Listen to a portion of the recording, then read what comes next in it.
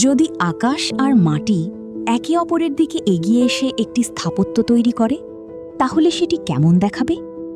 আসুন প্রবেশ করি এমন এক প্লাজায় যেখানে স্থাপত্য আশ্রয়ের সীমা ছাড়িয়ে আলো, হাওয়া ও দিগন্তের সমন্বয়ে মানুষের অনুভূতিকেই নির্মাণ করে। বলছি জাপানের কানাগাওয়া প্রযুক্তি ইনস্টিটিউটের এক অসাধারণ প্লাজার কথা, যাকে সংক্ষেপে বলা হয় কাইট প্লাজা। প্রজেক্টটি সম্পন্ন হয় ২০২০ সালে। এর আয়তন প্রায় ৪,১১০ বর্গমিটার।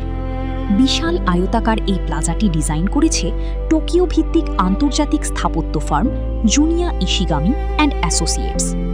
এই প্রজেক্টের ভাবনার মূল ভিত্তি দুইটি: ভার্সেটাইলিটি বা বহুমাত্রিকতা এবং সেমি আউটডোর এক্সপিরিয়েন্স বা অর্ধ খোলা পরিসরের অনুভব।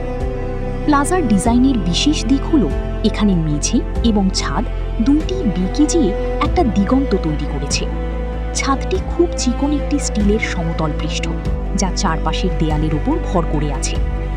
এই প্লাজার ভেতরে একটিও কলাম নেই, তবুও প্রায় ৯০ মিটারের মতো বিশাল উন্মুক্ত একটি জায়গা কিভাবে নিজেকে ধরে রেখেছে তা এক বিস্ময়।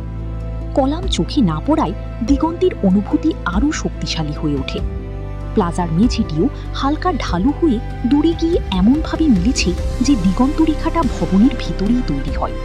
এটি যেন স্থাপত্যের মধ্যে দিগন্তের এক মায়া খেলা।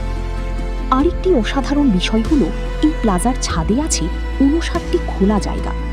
এই আয়তাকার খোলা জায়গাগুলো দিয়ে আলো ভিতরে ঢুকে এমন ছায়া তৈরি করে ঠিক যেন মেঘ ভেদ করে ঠিকরে পড়ছে সূর্যের আলো। বৃষ্টির দিনে এই খোলা জায়গাগুলো দিয়ে পানি নেমে আসে। টুপটুপ করে পড়তে থাকা এই পানির কলামগুলো দেখতে ভারী সুন্দর। সেই সাথে বৃষ্টি পানির শব্দেও এখানে মনের মাঝে নাচন তোলে। তার মানে আবহাওয়া এই কাইট প্লাজার একটি গুরুত্বপূর্ণ উপকরণ। জায়গাটি শিক্ষার্থীদের মিলন মেলায় বলে পরিচিত।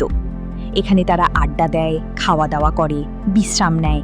ক্যাম্পাসের নানা অনুষ্ঠান, এমনকি অস্থায়ী এক্সিবিশনও এখানেই হয়ে থাকে। এই ইউনিভার্সিটি প্লাজা সমসাময়িক স্থাপত্যের এক ব্যতিক্রমী দৃষ্টান্ত, যেখানে পঞ্চ ইন্দ্রিয়, আলো, বৃষ্টি ও দিগন্তের সাথে মিশে এক নির্মল অনুভব তৈরি করে।